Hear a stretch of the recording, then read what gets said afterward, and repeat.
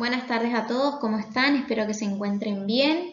Hoy vamos a dar inicio a otra clase de lo que es la asignatura de bromatología 2. Vamos a hablar un poquito de los derivados cárnicos.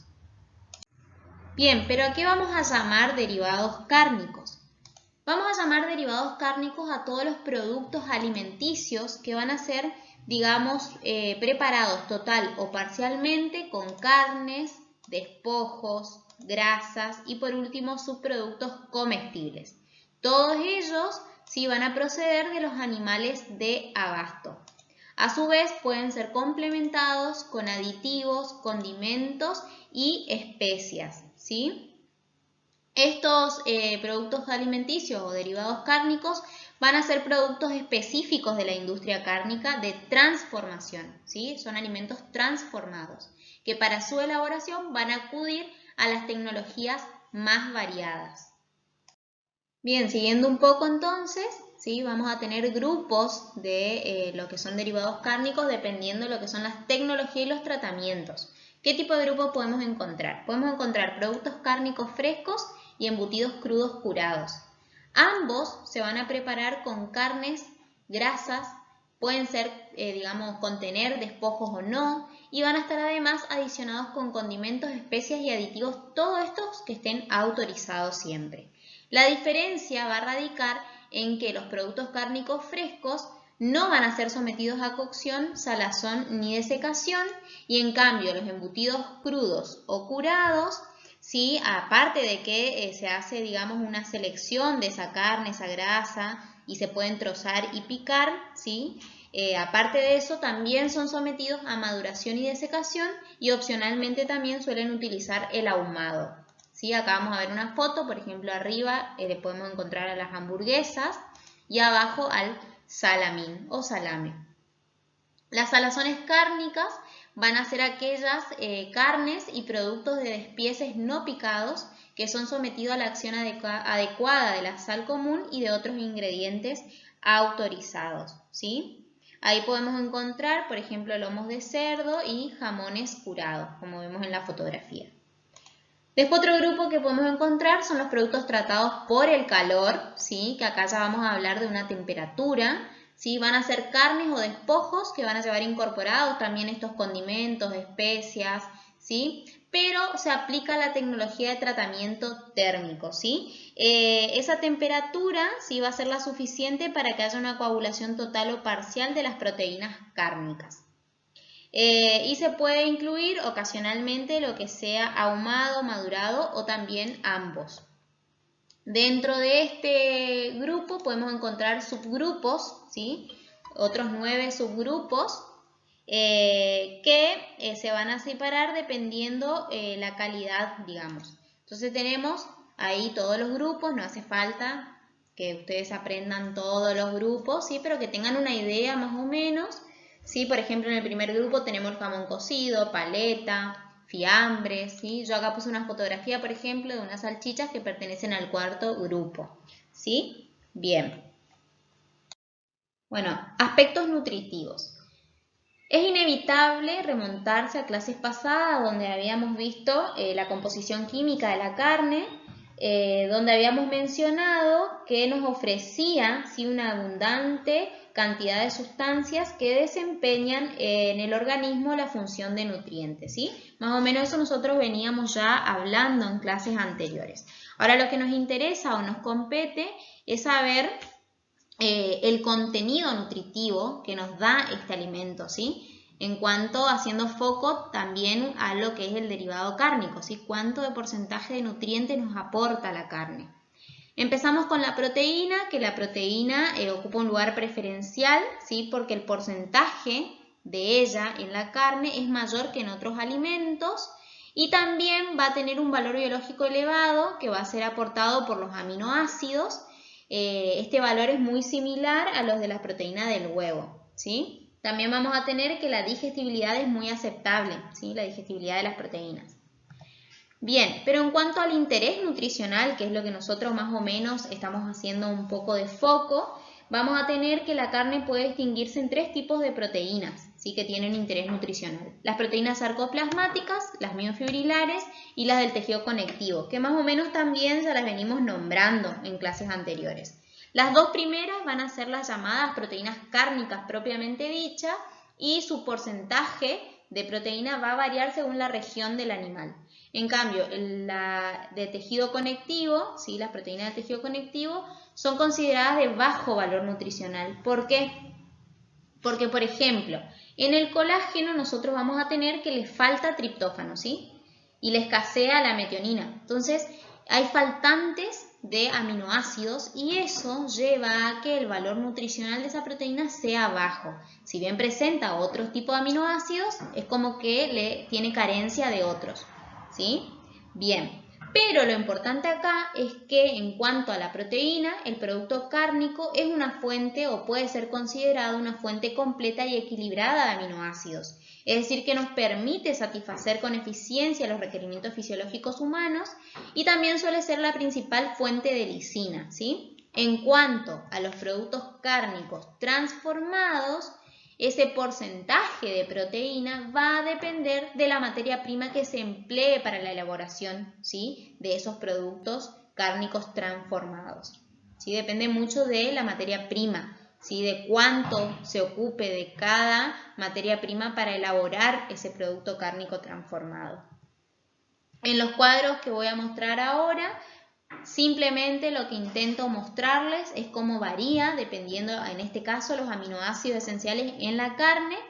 Si tomamos el primer aminoácido, que es la fenilalanina, y vemos cómo va variando en la ternera, vacuna, cerdo, ¿sí? Es para que ustedes vean que va a ir variando esto. No hace falta que se aprendan, estos cuadros que estoy mostrando están en el apunte que yo les hago, ¿sí? Pero acá básicamente vemos, por ejemplo, la ternera y el pollo son los que más porcentaje de fenilalanina tienen y el cerdo el que menos tiene, por ejemplo con 0,47, para que ustedes vean más o menos.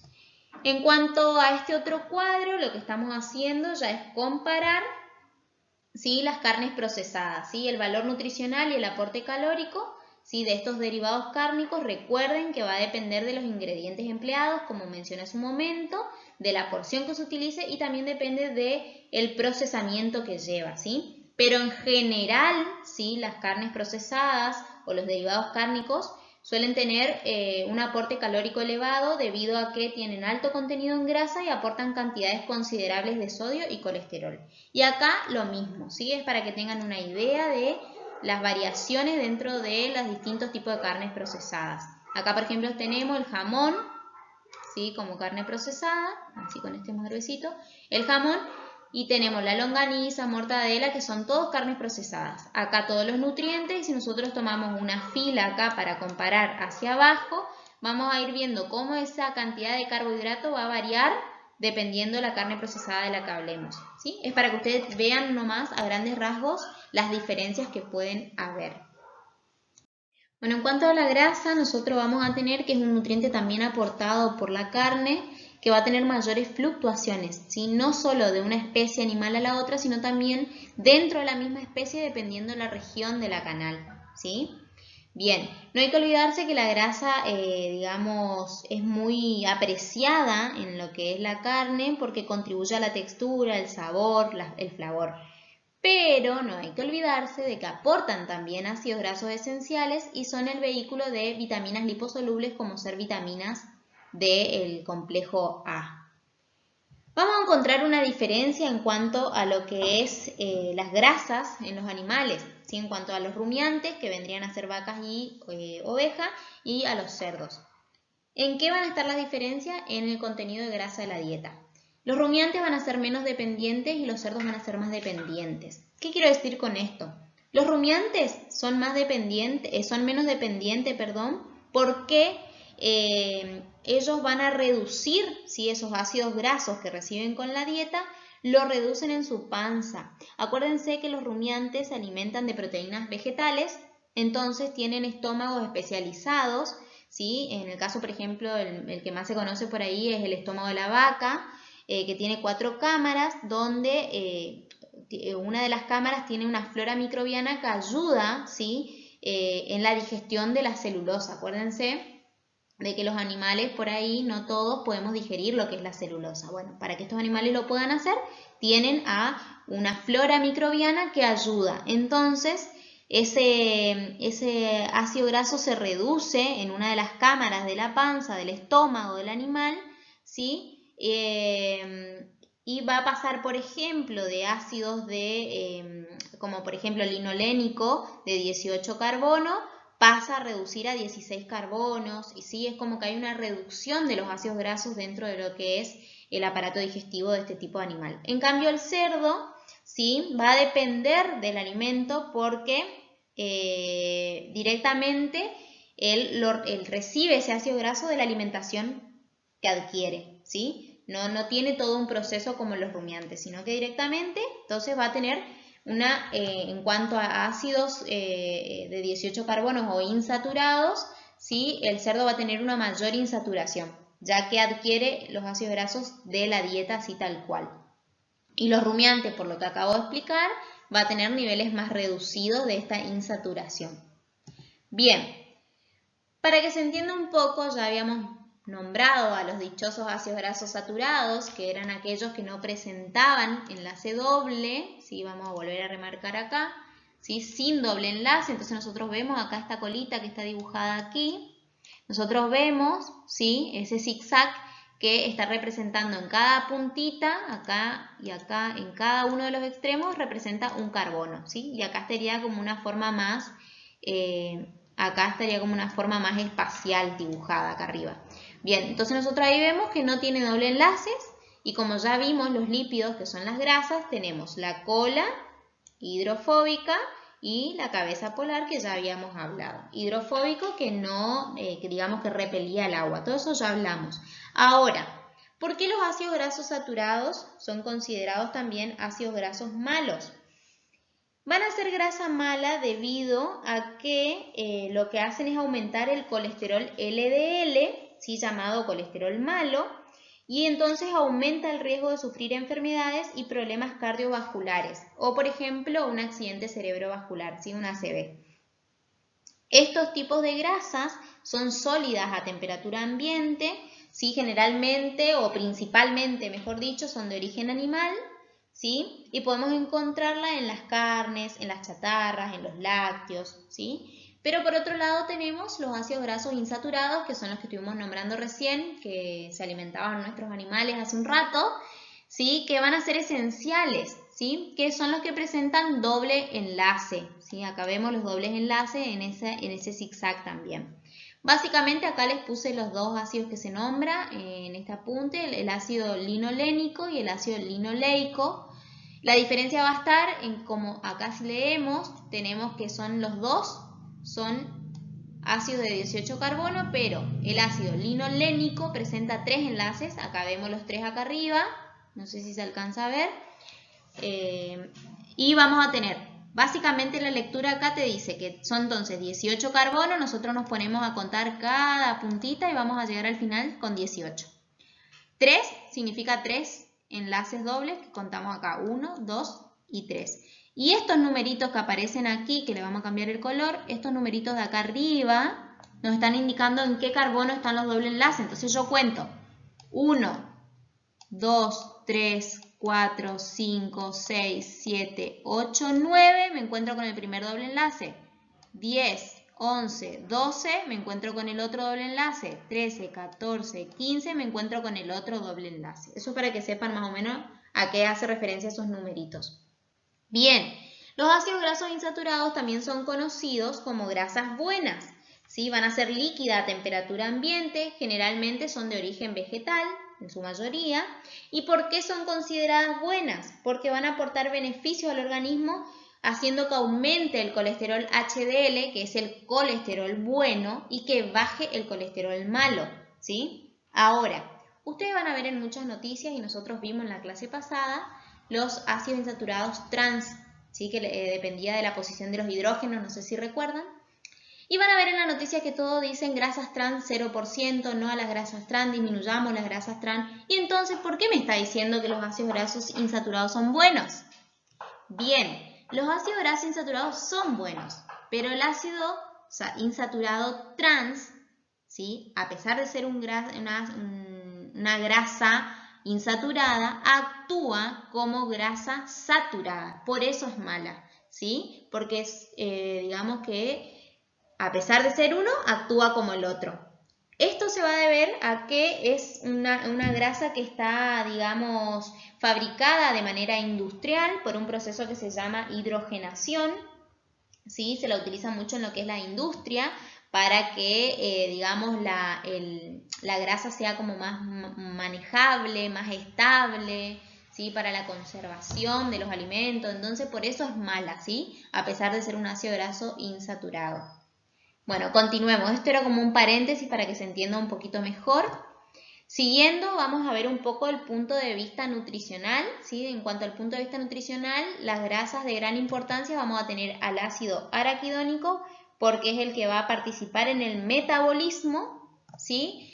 Y el ácido linoleico porque es precursor de ese ácido araquidónico, ¿sí? Esos son los que tienen importancia en cuanto a lo que es el punto de vista nutricional. Bien. Van a haber factores que van a, digamos, van a intervenir en el contenido de la grasa del alimento, que van a ser, como ya nombramos muchas veces, lo que es la especie, la edad, el sexo, las cantidades de ácido linoleico que también tengan los animales.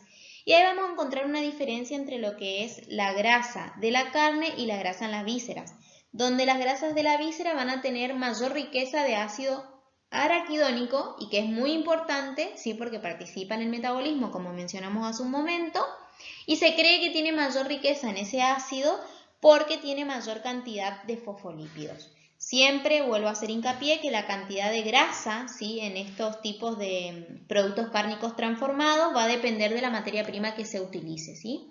Ahí lo que estamos viendo es la composición de ácidos grasos en algunas vísceras, ¿sí? En este caso de las vacas. Esperen que voy a borrar un poquito acá. Y ahí vemos por un lado los ácidos grasos saturados, que dijimos que no eran tan buenos, y los insaturados, que son un poquito mejor.